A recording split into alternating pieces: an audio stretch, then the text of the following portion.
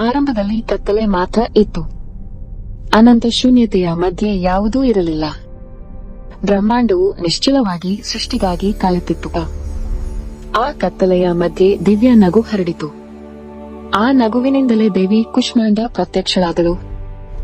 ಆಕೆ ಬಂದ ಕ್ಷಣದಲ್ಲಿ ಕತ್ತಲೆ ಅಳಿದು ಬೆಳಕು ಎಲ್ಲೆಡೆ ಹರಡಿತು. ತನ್ನ ದಿವ್ಯ ಶಕ್ತಿಯಿಂದ ಸೂರ್ಯ, ಚಂದ್ರ, ನಕ್ಷತ್ರ ಮತ್ತು ಗ್ರಹಗಳನ್ನು ಸೃಷ್ಟಿಸಿದಳು. ಅವುಗಳ ಪ್ರಕಾಶದಿಂದ ಬ್ರಹ್ಮಾಂಡವು ಜೀವ, ಶಕ್ತಿ ಮತ್ತು ಆನಂದದಿಂದ ತುಂಬಿತು. ಸಿಂಹದ ಮೇಲೆ ಸವಾರಿ ಮಾಡುವ ಆಕೆ ಧೈರ್ಯ ಮತ್ತು ಶಕ್ತಿಯ ಸಂಕೇತ. ಅವಳ 8 ಭುಜಗಳಲ್ಲಿ ಶಸ್ತ್ರಾಸ್ತ್ರಗಳು ಹಾಗೂ ಅಮೃತ ಕಲಶವಿದ್ದು ಭಕ್ತರಿಗೆ ಆಯುಷ್ಯ, ಆರೋಗ್ಯ ಮತ್ತು ಅಚಲ ಬಲ ನೀಡುತ್ತಾಳೆ.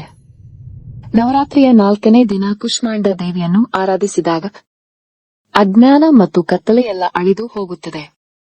ಮನಸ್ಸಿನಲ್ಲಿ ಭಕ್ತಿ, ಜ್ಞಾನ ಮತ್ತು ನಂಬಿಕೆಯ ಬೆಳಕು ಬೆಳಗುತ್ತದೆ. ಆ ದಿವ್ಯ ನಗುವಿನಿಂದಲೇ ಸೃಷ್ಟಿಯ ಆರಂಭವಾಯಿತು. ಆ ನಗುವು ಇಂದಿಗೂ ಲೋಕವನ್ನು ಪೋಷಿಸುತ್ತಿದೆ. ನಾವು ದೇವಿ ಕುಷ್ಮಾಂಡಳಿಗೆ ಭಕ್ತಿಯಿಂದ ನಮಸ್ಕರಿಸುತ್ತೇವೆ.